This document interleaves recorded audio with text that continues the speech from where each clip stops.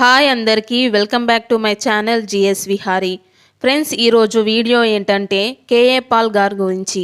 KA Paul అంటే ఒక comedian. పట్టుమని 10 ఓట్లు కూడా పడని వ్యక్తి. తన చేష్టలతో మాటలతో ప్రజల్ని ఎంటర్టైన్మెంట్ చేసే జోకర్. ముఖ్యంగా పాపులారిటీ కోసం పరితపించే వ్యక్తి. ఇదేగా ఇప్పుడు ఆయన మీద మనకున్న ఒపీనియన్. కానీ కేఏ పాల్ అంటే ఒకప్పుడు ప్రభంజనం, ఒక ప్రకంపనం, ఒక ప్రపంచ ప్రత్యేకత వ్యక్తి. అవును, దేశ విదేశాల అధినేతలు, ప్రెసిడెంట్లు, ప్రధానమంత్రులు, గవర్నర్లు, సెనేటర్లు, ముఖ్యమంత్రులు, వ్యాపారవేత్తలు, బిలియనియర్లు, అంతకంటే ముఖ్యంగా లక్షలాది మంది ప్రజలు ఆయన్ని కలవాలని, చూడాలని ఎదురు చూసేలా చేసిన వ్యక్తి.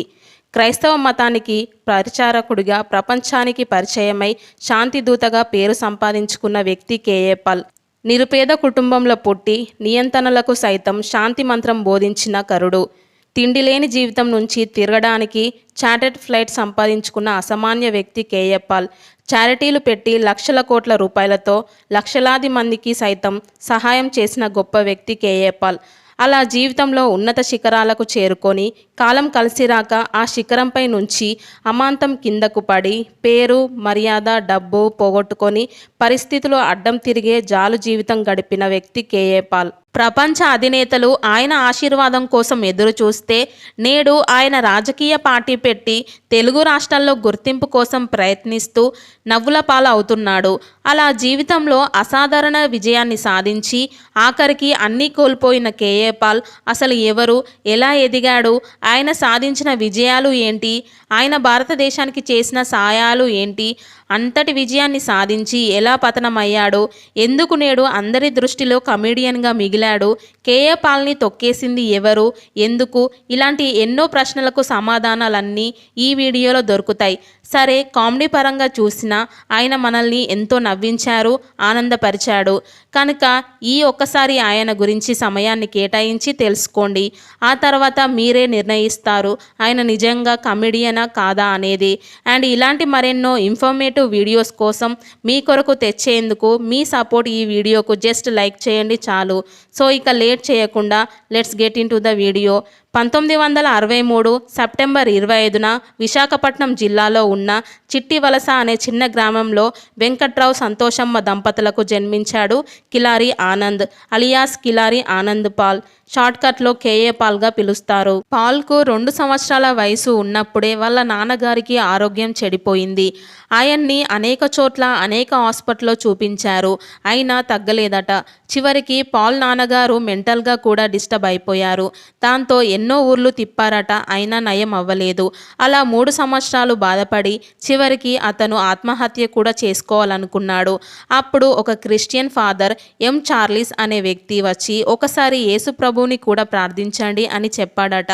సరే, ఇన్ని చేశాము, ఒకసారి యేసును కూడా నమ్ముకుందామని చిట్టివలసల్లో ఉన్న చర్చిలో ప్రార్థనలు జరిపారట. తరువాత నుంచి ఆయనకి మెల్లిమెల్లిగా తగ్గడం మొదలైంది. అప్పటి నుంచి ఆయన యేసుని నమ్ముకోవడం మొదలుపెట్టారు. వెంకట్రావుగా ఉన్న తన పేరును బర్నదాస్గా మార్చుకున్నాడు. ఆ తర్వాత 1971లో కిలారి ఆనంద్ కూడా క్రిస్టియన్ మతంలో చేరి తన పేరుకు ముందు పాల్ని తగిలించుకున్నాడు. అప్పటి నుంచి కిలారి ఆనంద్ కాస్త కిలారి ఆనంద్ పాల్గా పరిచయం అయ్యాడు. పాల్ గారు చిన్నప్పటి నుంచి నిరుపేద జీవితాన్ని అనుభవించాడు. స్కూల్ చదువుతున్నప్పుడు చిట్టివలసల్లో ఉన్న జూట్ మిల్ దగ్గర బొగ్గులు ఏరుకొని వాటిని అమ్మి ఆ వచ్చిన డబ్బులు వాళ్ళ అమ్మగారికి ఇచ్చేవాడు. అలా ఉదయం స్కూల్ అయిపోవగానే సాయంత్రం రోజు అదే పని. తన తోటి పిల్లలు చదువుకుంటుంటే తాను మాత్రం బాల కార్మికుడిగా పనిచేశాడు. ఒక్కొక్కసారి ఆకలికి తట్టుకోలేక కుళ్ళిపోయిన అరటి పళ్ళు కూడా తినేవాడు. ఈ విధంగా బ్రతుకు పోరాటం చేయడంతో 10th క్లాస్ 2 సార్లు ఫెయిల్ అయ్యాడు. అయినా సరే 3వసారి పట్టుదలతో రాసి పాస్ అయ్యాడు. ఇంటర్ నర్సీపట్నం జూనియర్ కాలేజీలో చదివాడు. ఇక్కడ కూడా ఏదో ఒక పని చేసుకునేవాడు. ఇంటర్ అయ్యాక డిగ్రీ అనకాపల్లి ఏఎన్ఎం కాలేజీలో చేరాడు. ఈ కాలేజీలో చదువుతున్నప్పుడే 15 పైసలతో 38 రోజులు గడిపాడట. అంటే ఎంత దరిద్రాన్ని అనుభవించాడో అర్థం చేసుకోవచ్చు. అలాగే ఇక్కడ చదువుతున్నప్పుడే నక్సలిజం సిద్ధాంతాలు నచ్చి వాళ్లతో కలిశాడు. కొన్ని రోజులు వాళ్ళతో కలిసి తిరిగాడు కూడా. డిగ్రీ సెకండ్ ఇయర్ డిస్కంటిన్యూ చేసి మధ్యలోనే వచ్చేశాడు. ఇంటికి వచ్చేశాక ఉద్యోగం లేక పని లేక తిరగడం మొదలుపెట్టాడు. ఇక చనిపోతే పరిష్కారం దొరుకుతుందని ఆత్మహత్య చేసుకోవాలని కూడా అనుకున్నాడు. ఆ సమయంలోనే 300 రూపాయలకు జూట్ మిల్లో ఉద్యోగం దొరికింది. అది కూడా లంచం ఇస్తేనే దొరికింది. అక్కడ నానా కష్టాలు పెట్టడంతో పాస్టర్గా పనిచేస్తున్న తన తండ్రితో కలిసి తిరగడం మొదలుపెట్టాడు. తండ్రితో తిరుగుతూ వాక్యం చెప్పడం నేర్చుకున్నాడు. వాళ్ళ నాన్న వాక్యం బాగా చెప్పడంతో కొంతమంది ఇండియా మత పెద్దలు అమెరికా మత పెద్దలకి తన పేరును సజెషన్ చేశారు. అమెరికా మత పెద్దలు కొన్ని దేశాలు వెళ్ళి వాక్యం చెప్పమని ఆయనకు ఆదేశాలు పంపించారు. పాల్ కూడా వాళ్ళ నాన్నతో విదేశాలు వెళ్తూ ఇంగ్లీష్ భాషపై పట్టు సాధించాడు. ఎప్పుడైతే ఇంగ్లీష్ భాషపై పట్టు సాధించాడో అప్పుడప్పుడు ఇంగ్లీష్లో వాక్యం చెప్పడం పాల్ కూడా మొదలుపెట్టాడు. అలా తన వాక్యాలు ఆకర్షణంగా మారడంతో ఇంగ్లీష్ మత పెద్దల కన్ను పాల్పై పడింది. తన ప్రార్థనలతో హీలింగ్ చేయడం వంటివి చేస్తూ తక్కువ కాలంలోనే తండ్రికి మించిన పాస్టర్గా ఎదిగాడు. పాల్ మెల్లిమెల్లిగా అమెరికా పాస్టర్లను మించిపోయే పాస్టర్గా ఎదిగాడు. అధిక జనాభా గల భారతదేశంలో కామన్గా భిన్న మతాలు కులాల వారుగా ఉండటం, ఇప్పటికీ హిందువులు మాదిగమాలల్ని గుళ్లకు రానివ్వని కారణంగా వాళ్లకు క్రిస్టియన్ మతం ఉందని భరోసా కల్పించాడు. ఇదంతా యుఎస్ పెద్దల కంట్రోల్ రిమోట్తో నడుస్తుంది. మన రాజకీయ నాయకులు మన రాజకీయ పార్టీలు డొనేషన్ల మీద ఆధారపడతాయి కాబట్టి వాళ్లకు డొనేషన్లు ఎరగా వేసి రాజకీయ పార్టీల ద్వారా బాగా వేస్తారు. ఇదంతా చాప కింద నీరులా యుఎస్ మత పెద్దల కంట్రోల్తో నడుస్తుంది. పాల్ను కూడా అదే విధంగా వాడుకున్నారు. అదే విధంగానే డొనేషన్లు వెదజల్లి పాల్ ద్వారా భారత్లో రాష్ట్ర స్థాయి దేశ స్థాయి సభలు నిర్వహించి సక్సెస్ అయ్యారు. అయితే అందరికంటే పాల్ పెట్టే సభలకి జనాభా విపరీతంగా వచ్చేవారు. అది తోటి పాస్టర్లకి మత పెద్దలకి మింగుడు పడేది కాదు. అంతకుముందు ఎంతోమంది సభలు నిర్వహించినా పాల్ సభకు వచ్చినంత జనాభా కానీ పాల్ సభకు వచ్చినంత డొనేషన్లు రాలేదు. అది అమెరికా మత పెద్దలు గ్రహించారు. తాను చెబుతున్న వాక్యాల వల్ల డబ్బులు బాగా రావడంతో ఇతర దేశాల్లో కూడా సభలు నిర్వహించడానికి అమెరికన్ క్రిస్టియన్ మత పెద్దలతో పాటు 264 పోప్ జాన్ పాల్ II కూడా ఆదేశాలు ఇచ్చారు. పోప్ జాన్ పాల్ II ఆదేశాలు రావడంతో పాల్కు విపరీతమైన పేరు వచ్చింది.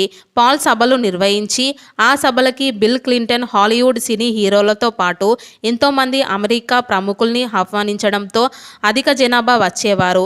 వచ్చిన వారు డొనేషన్లు ఇవ్వడమే కాకుండా పాల్ నిర్వహించిన ఒక్కొక్క సభకి కొంత అమౌంట్ ఫిక్స్ చేసేవారు.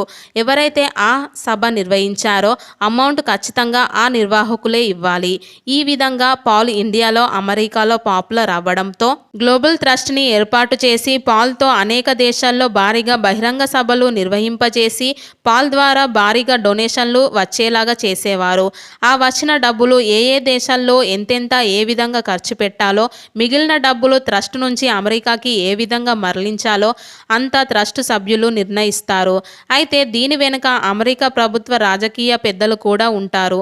ఉదాహరణకు భారతదేశంలో నిర్వహించిన సభల ద్వారా డొనేషన్ల రూపంలో 10 కోట్లు వస్తే అందులో 2,50,00,000 మళ్ళీ డొనేషన్ల రూపంలో భారత్కు పంపిస్తారు. ఈ తిరిగి పంపించిన 2,50,00,000కి ప్రచారం ఎక్కువగా జరుగుతుంది. మనకు 2,50,00,000 కనిపిస్తుంది, కానీ మన దేశం నుంచి వెళ్ళిన 10 కోట్లు మాత్రం ఎవరికి కనబడదు. ఈ 2,50,00,000 వాళ్ళు నిర్వహిస్తున్న స్కూల్ ద్వారా కానీ వాళ్ళ మిషనరీల ద్వారా కానీ ఖర్చు పెడతారు. ఈ దేశాల నుంచి కూడా డొనేషన్లు అధిక మొత్తంలో, ఇంకా చెప్పాలంటే మత పెద్దలు ఊహించనంత డబ్బులు రావడంతో పాల్కి తన పరివారానికి ఒక బౌలింగ్ ఫ్లైట్ను కూడా ట్రస్ట్ డబ్బులతో కొని దానికి గ్లోబల్ పీస్ అంబాసిడర్గా పేరు పెట్టారు. అప్పటి నుంచి పాల్ ఆ ఫ్లైట్ను నిర్వాధికంగా 148 దేశాలు తిరిగి ఆ దేశ ప్రధాన మంత్రులను సైతం కలిసి ఎనలేని కీర్తి సంపాదించాడు. ప్రపంచ ప్రముఖ వ్యక్తుల్లో పాల్ కూడా ఒకడయ్యాడు. పాల్ గారు నిర్వహించే సభలకు జనాభా విపరీతంగా వచ్చేవారు. ఆ జనాన్ని చూసి ప్రధాన మంత్రులు ఆశ్చర్యపోయారు. అంటే ఎంతలా వచ్చేవారో అర్థం చేసుకోవచ్చు. పాల్ తనని తాను ప్రపంచ దూతగా చెప్పుకున్నాడు. పాల్కు వచ్చే పేరు హోదా చూసి కొంతమంది అమెరికా బోర్డు మెంబర్స్కి నచ్చేది కాదు. 1999లో యుగోస్లేవియా యుద్ధ సమయంలో శాంతి ఒప్పందం చేయడంతో ఇది నచ్చని బోర్డు మెంబర్స్ పాల్ను బోర్డు సభ్యత్వం నుంచి తొలగించారు. ఎలాగైనా పాల్ని ఇండియా పంపించేయాలి అనుకున్న అమెరికన్స్ పెద్దలు అనుకున్నట్లుగానే పాల్ని ఇండియా పంపించేశారు. ఇండియాలో క్రిస్టియానిటీకి మిషనరీ బోర్డు మెంబర్గా పెంచే బాధ్యతను అప్పగించారు. సుమారుగా 10 సంవత్సరాల పాటు ఒక దేశ ప్రధానమంత్రి స్థాయిని అనుభవించి సడన్గా ఇండియా రావడంతో ఏం చేయాలో అర్థం కాలేదు. అలాగని ఖాళీగా లేడు. దేశ రాజకీయ నాయకుల్ని, రాష్ట్ర స్థాయి నాయకుల్ని కలిసి గ్లోబల్ పీస్ మిషన్ ద్వారా కొంత డబ్బుని తేవడం ఇవ్వడం జరిపాడు. అయితే ఆ కొద్ది మొత్తం ఇక్కడున్న క్రిస్టియన్ మత పెద్దల చేతుల మీదుగానే జరిగేది. పాల్కు కేవలం $2000 జీతంగా ఇచ్చేవారు. అటు సోనియా గాంధీ, ఇటు చంద్రబాబు నాయుడు లాంటి నాయకుల్ని కలిసి తన స్థాయికి తగ్గట్లు సభలు నిర్వహించాడు. ఇప్పుడు వైఎస్ రాజశేఖర్ రెడ్డి రాజకీయ ప్రచారం కోసం ఫండ్గా 20 కోట్లు ఇవ్వమని పాల్ని అడిగాడట. అలా ఇవ్వడం కుదరదని పాల్ సున్నితంగా తిరస్కరించాడని, తన చేతుల్లో ఏం లేదని చెప్పలేకపోయాడు. అయితే పాల్ చేతుల్లో ఏం లేదని అప్పటికి ఎవరికీ తెలియదు. లక్షల కోట్లు ప్రపంచానికి పంచి వేల మంది ముస్లింలు, హిందువులు, వితంతులకు రేషన్ ఇచ్చిన పాల్ గారు 20 కోట్లు అడుగుతే ఇవ్వనని అన్నాడని వైఎస్ అధికారంలోకి వచ్చాక పాల్ని తొక్కడం మొదలుపెట్టాడు.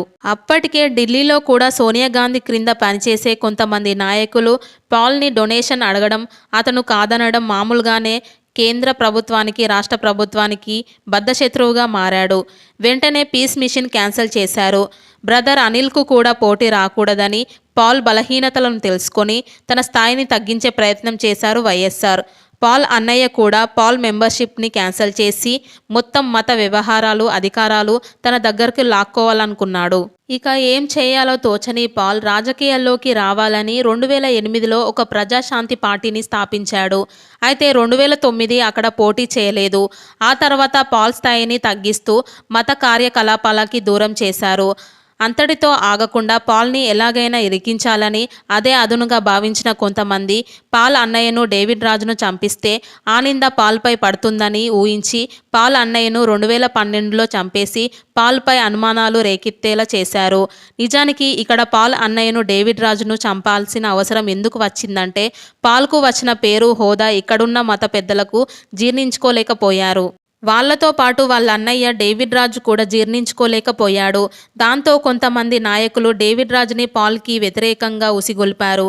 ఆ విధంగా డేవిడ్ రాజు మొత్తం వ్యవహారాలు చూసుకున్నాడు. ఇక్కడ డేవిడ్ రాజే తన తమ్ముళ్లాగా నెంబర్ 1గా ఎదగాలని ప్లాన్ చేశాడు. అది నచ్చని కొంతమంది ఇలా వదిలేస్తే పాల్లా ఎదుగుతాడని ఆయన్ని చంపేశారని కొంతమంది అంటున్నారు. ఏదైతేనేం పాల్ అన్నయ్యని మొత్తానికి చంపేశారు. ఆ నింద పాల్పై పడుతుందని ఊహించి పాల్పై అనుమానాలు రేకెత్తేలా చేశారు. దాంతో ప్రకాశం జిల్లా పోలీసులు పాల్ని అరెస్టు కూడా చేశారు. నేరం రుజువు కానందున జైలు నుంచి బయటపడ్డాడు. 2014 ఎలక్షన్లో తన పార్టీ పోటీ చేస్తుందని హడావిడి చేసి చివర్లో డ్రాప్ అయ్యాడు. ఆ తర్వాతి నుంచి నాయకులు, మీడియా పాల్ని ఒక జోకర్గా చేశారు. పాల్ కూడా తన చేష్టలతో అలాగే ప్రవర్తించాడు. అలాగే 2019 ఎలక్షన్లో చంద్రబాబు పాల్ని ఒక పావుగా వాడుకొని వైసీపీకి వ్యతిరేకంగా ప్రజాశాంతి గుర్తుని ఫ్యాన్ గుర్తుకి పోలి ఉండేలా హెలికాప్టర్ గుర్తు వచ్చేలా చేసి అభ్యర్థుల పేర్లు కూడా వైసీపీ నాయకుల పేర్లకి దగ్గరగా ఉండేలా చేశాడు. ఈ విధంగా పాల్ని అమెరికా మత రాజకీయ పెద్దల నుండి మన దేశ రాజకీయ మత పెద్దల వరకు అందరూ ఎవరికి కావాల్సిన విధంగా వారు వాడుకొని అతన్ని ఒక కమెడియన్ని చేశారు. పాల్ కూడా అమెరికాలో ఉన్న తన హోదా పోయిన తర్వాత ఇండియా వచ్చాక నిజాన్ని బయటపెట్టలేదు. అలా బయట పెడితే ఒకవేళ తన హోదా పడిపోతుందేమో, తనను చిన్నతనంగా చూస్తారేమో అనుకున్నాడు. ఈ విధంగా పాల్ నిజాన్ని దాయడం వలన అతని నిజాలు మెల్లిమెల్లిగా బయట ప్రపంచానికి తెలిసాయి. అందుకే పాలు ఒక కమెడియన్గా మారిపోయాడు. ఏది ఏమైనా ఒక చిన్న గ్రామంలో ఒక నిరుపేద కుటుంబంలో జన్మించిన పాల్ గారు ప్రపంచాన్ని తన వైపు మారే శక్తిగా ఎదిగాడు. పాల్ గారు ఒరిస్సాకు చెందిన మేరీ అనే ఒక దళిత మహిళను వివాహం చేసుకున్నాడు. వారికి 3 పిల్లలు కూడా జన్మించారు.